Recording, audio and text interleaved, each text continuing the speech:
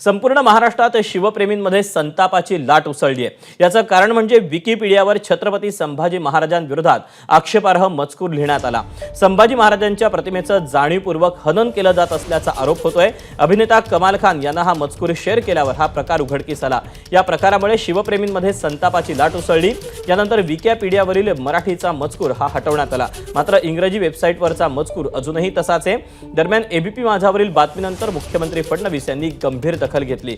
छत्रपती संभाजी महाराज हे आमचे आदर्श आहेत, त्यांच्या संदर्भात आक्षेपार्ह लेखन खपवून घेणार नाही, तात्काळ कारवाई करा असे आदेशच त्यांनी दिलेत। मुख्यमंत्र्यांनी सायबर विभागाचे पोलीस महानिरीक्षक यशस्वी यादव यांना तातडीनं बोलावून घेत मजकूर हटवण्याचे आदेश दिले आहेत।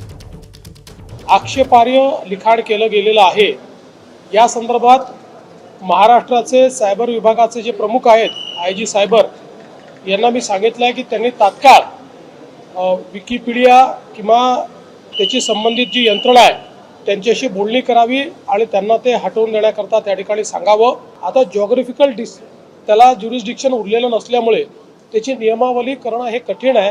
तथापि केंद्र सरकारशी देखील आम्ही या संदर्भात चर्चा करतो आहोत। शेवटी प्रत्येकाला स्वातंत्र्य आहे, अभिव्यक्तीचं स्वातंत्र्य आहे, पण त्याची देखील सीमा आहे। तुम्ही दुसऱ्याच्या अभिव्यक्ती स्वातंत्र्यावर आपल्या स्वातंत्र्याच्या माध्यमातून घाला घालू शकत नाही। त्या ठिकाणी कारवाई करणं हे गरजेचं असतं।